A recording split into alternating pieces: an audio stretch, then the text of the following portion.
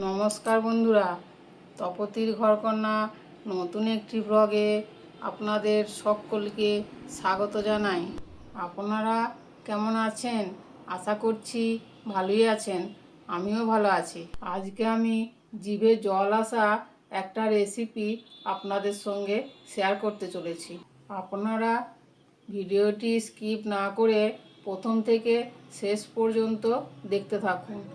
আমি কি রেসিপি বানাচ্ছি আর কীভাবেই বা বানাচ্ছি, চলুন তাহলে এবার আমি রেসিপিটা শুরু করব।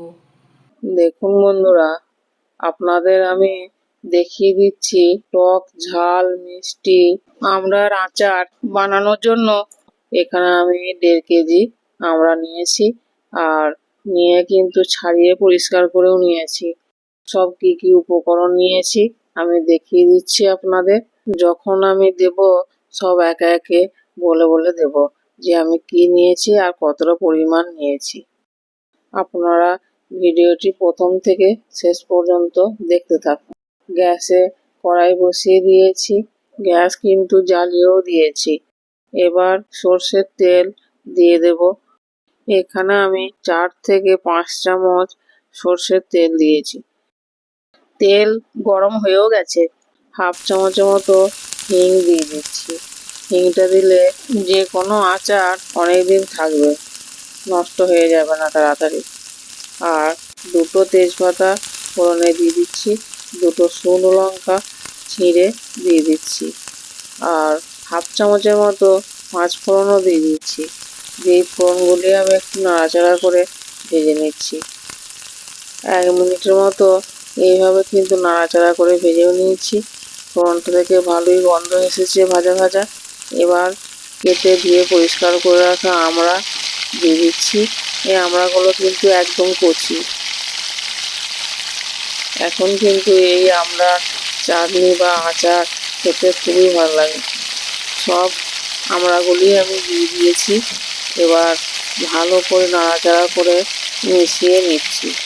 এখন কিন্তু লবণ দিই না। 1 মিনিটের মতো এইভাবে নাড়াচাড়া করে নিয়েছি। দেখুন, গ্যাসের আঁচ কিন্তু একদম মিডিয়ামেই আছে, বেশি হাই করা যাবে না এখন, তাহলে কিন্তু তলায় লেগে যেতে পারে। এবার পরিমাণ মতো লবণ দিয়ে দিচ্ছি। আমি এখানে বিট লবণই দিয়েছি।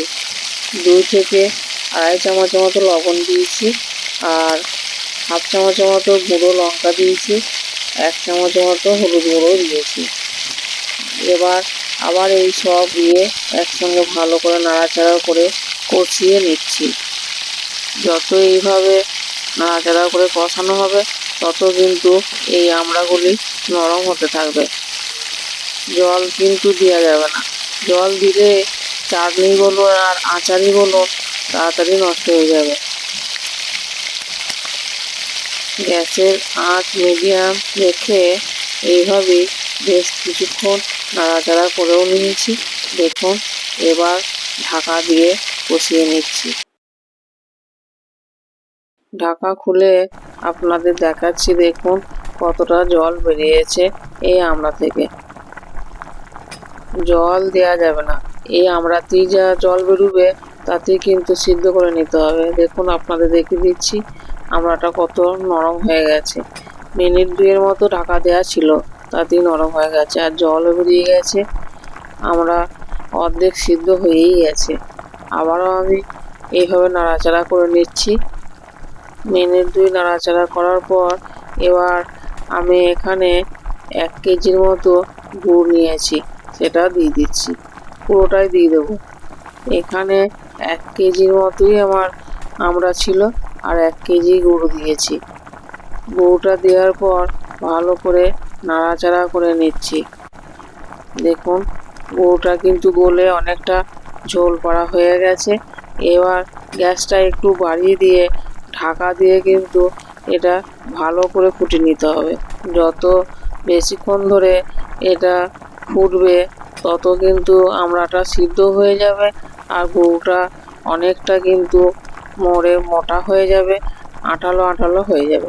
আমড়ার আচারটা আমি গুড় দিয়েই বানাচ্ছি। আপনারা যদি চান তো চিনি দিয়েও করতে পারেন, আবার গুড় চিনি 2 রকম দিয়েও করতে পারেন। আর গুড় কিন্তু ফুটতে আরম্ভ করে দিয়েছে। এবার একটু খুন্তি দিয়ে নাড়াচাড়া করে নিচ্ছি যাতে তলাতে না লেগে যায়, গুড়টা দেওয়া আছে।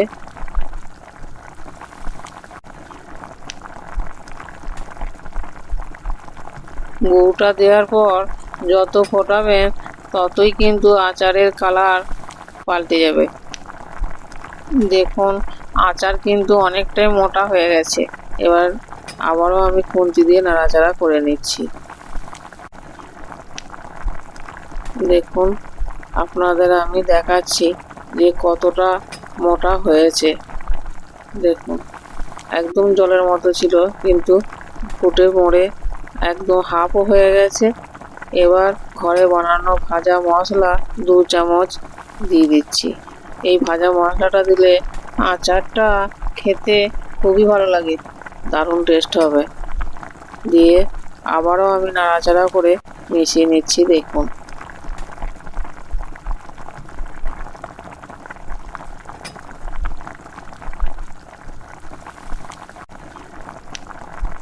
আপনারা কিন্তু এরকম ঝোলঝোলও রাখতে পারেন। আমি কিন্তু ভাজা মশলাটা দেওয়ার পর মিনিট 2 মতো এইভাবেই ফুটিয়ে নিয়েছি, যাতে আচারটা ঠান্ডা হলে একটু আটা আটা করা হয়ে যায়। কিছুক্ষণ পর আমি আপনাদের দেখাচ্ছি। দেখুন আমাদের কচি আমড়ার টক ঝাল মিষ্টি আচার একদম রেডি হয়েই গেছে। দেখুন আপনাদের দেখিয়ে দিচ্ছি। আর বেশি দিন কিন্তু এরকম কচি কচি আমড়া পাওয়াই যাবে না। এই কচি কচি আমড়ার আচার বানালে দারুণ টেস্ট লাগে। দেখুন কত সুন্দর কালারটা এসেছে বন্ধুরা। আচারটা ঠান্ডা হওয়ার পর আরো একটু মোটা হয়ে গেছে। আপনাদের আমি দেখাচ্ছি। দেখুন কেমন হয়েছে আমড়ার আচার। যে কোনো আচার দেখলেই জিভে জল চলে আসে, আর এই কচি আমড়ার আচার খুবই লোভনীয় হয়েছে। এই কচি আমড়ার আচার খেতে আমার তো দারুণ লাগে। যদি এইভাবেই আচার বানাতে হয় বাড়িতে, তাহলে তো রেসিপিটা প্রথম থেকে শেষ পর্যন্ত দেখতেই হবে। বানিয়ে খেয়ে আমাকে কমেন্টে বলবেন যে কীরকম কচি আমড়ার আচার বানিয়ে খেলেন। একদম মুখ ছেড়ে যাবে, আর এত সুন্দর টেস্টি হয় যে মুখে বলার কিছু নাই। এর টেস্ট পেতে হলে তো বাড়িতে বানাতে হবে। আচার তো অনেকে অনেক রকম ভাবেই বানিয়ে খায়। শুধুই সর্ষে বাটা দিয়ে ঝাল ঝাল আচার বানিয়ে খায়, আবার অনেকে টক ঝাল মিষ্টিও পছন্দ করে। সব রকমই চাটনি বা আচার বানিয়ে খায়। আমি যেভাবে আচারটা বানিয়েছি অনেক দিন সংরক্ষণ করে রাখা যাবে, একদম নষ্ট হবে না। আপনারা চাইলে বেশি বেশি করে এই কচি কচি আমড়ার আচার করে রেখে দিতে পারেন কোনো এয়ারটাইট কন্টেনারে ভরে। মাঝে মাঝে রোদেও দিতে পারেন, তাহলে কিন্তু আরো ভালো থাকবে। আর এই কচি আমড়া যখন শেষ হয়ে যাবে তখনই আপনি বার করে একটু একটু করে খেতেও পারবেন। এই কচি আমড়ার আচারটা কিন্তু ঝাল টক মিষ্টি মিষ্টি হয়েছে।